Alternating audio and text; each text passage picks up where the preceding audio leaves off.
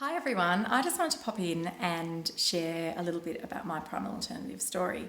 And this is, of course, for anyone who cares to listen, but I'm particularly thinking of our wonderful trailblazing Primalistas in the UK, the US, and New Zealand. So, Kate and Emma, Rashonda and Tammy, and Susie in New Zealand. This one's for you. You guys are working in locations where we don't have that same level of brand awareness. You know, Primal Alternative's brand new in each of those countries. So I'm aware that you may feel like you have different challenges and issues to the 100 or so Primalistas that are now operating in Australia, where Primal Alternative is pretty well known, which is awesome. So when I first joined, that was 3.5 years ago, we had a beautiful website.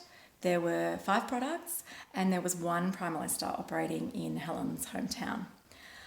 There were no celebrity endorsements and there was virtually no brand recognition outside of Helen's local area, possibly a little bit in wider Western Australia, but pretty minimal. And you know, this idea of a national brand and a national sisterhood was really just that, like just a very cool idea. With a lot of potential, but not yet a reality. So, you know, we all have doubts when we're first thinking about this opportunity, but, you know, I was really wondering, will people like the products? I thought they were great, but will they actually sell? Will they sell at that price point? Will that really make a profit? And to be honest, I was thinking, who is this Helen Marshall chick anyway? Like, she seems pretty cool. She's got this amazing vision, but will she see it through? Anyway, I pretty quickly realised that Helen was the real deal. And I also really felt that, you know, all of that national level stuff was exciting and could become something amazing. But really, everything I needed to start my own little local baking business was there. You know, the labels, the recipes, the branding, all of that. There was a business in a box. So yeah, I sort of felt there was nothing to lose. Anyway, so I took the plunge. I joined this Facebook group, and soon after the Denmark Primalista left, so it was just Helen and I.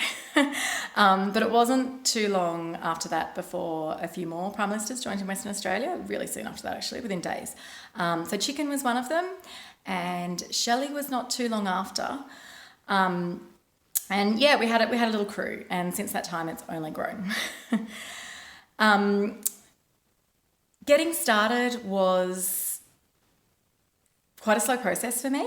So there was heaps and heaps of research. I did tons of research into suppliers for ingredients, for packaging, for all the different equipment and materials that we needed. At that time, we didn't have specific brands to buy or you know, I knew where Helen got hers from, but they were mostly Western Australia suppliers. So I had to do quite a bit of research to sort of work out how I was going to make this work on the East Coast. Oh, I'm not very good with video, so please excuse me. This is way out of my comfort zone. And I say a lot, really hard habit to kick. So it took me quite a while to get started, and I was still wondering, you know, is it going to be profitable? Like two brothers, that supplier in Western Australia is extremely cheap with virtually non-existent fee for postage within Western Australia.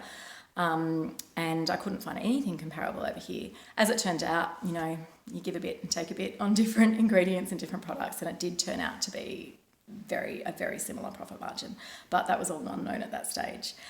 Anyway, I'm getting a little bit off track. So, loads of work to do in terms of researching how I was going to make it work here on this side of Australia. And also in terms of food business registration, we didn't have the same amazing resources that we do have now. So, you know, there was no food safety program, lab tests hadn't been done, and we just didn't have that core group of women who'd walked this path before, whose knowledge and experience and good vibes we could tap into. Plenty of that from Helen, of course. But yeah, it was all new, and there was lots to work out. So when I eventually did get started, I focused quite significantly on building brand awareness. I made a point of starting at my local farmers market and doing lots of in-store tastings and just trying to get the brand out there. anything I could do for visibility. And I pretty quickly realised my capacity was really limited because I had two young, under school age children. Oh no, hold on.